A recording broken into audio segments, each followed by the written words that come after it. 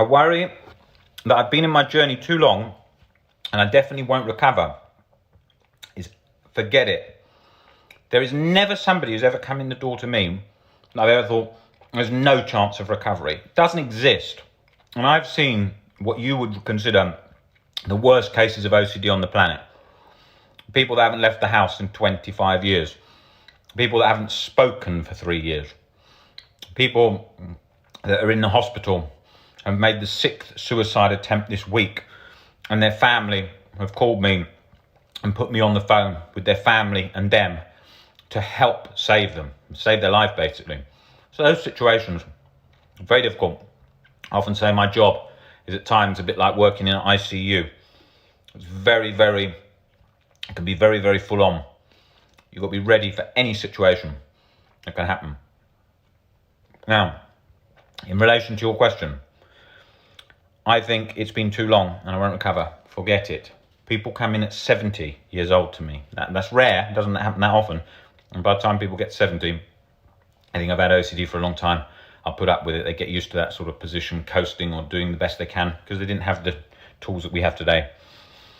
Average age is probably 20 to 45, around that age.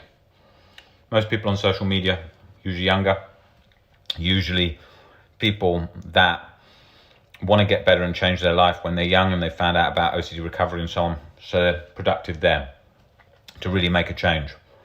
Doesn't matter. That is one of those doors I was talking about, shut on you. But forget that. Forget that crap. There's no door shut on you. If you can speak, talk and breathe, same thing, speak and talk, listen and breathe, you have got the option to get better. Okay, it's not rocket science. It's learning the tools to recovery little by little so you can get better. It's not rocket science, but don't shut doors on yourself with, I'm a different case. I've been stuck for the longest. I'm the worst. Forget all of that. OCD is going to say that shit all day long.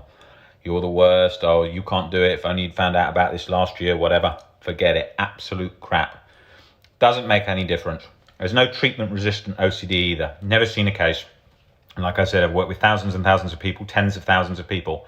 I've never seen a case of treatment-resistant OCD. We all think we're that case. I thought that for years, just as I was talking about just there now, and plenty of times in that journey. Oh, sensory motor OCD stuck. How will I ever stop that? How could anyone physically stop that? It's the brain doing it to itself. I believe at the time I was completely stuck. I thought there was no way out of it. I thought, how can you ever stop sensory motor OCD? Because it's like a loop in your head. There's no way you could expose to it. I'd always be scared of it. So I thought, there's no way I could break it. The same as earworm OCD with repeated song in that sort of intrusive, torturous cycle. I thought, I'll never get out of this. And then I learned, it's how scared I am of it and my view that it'd be awful and my life ruined that's keeping the whole cycle going.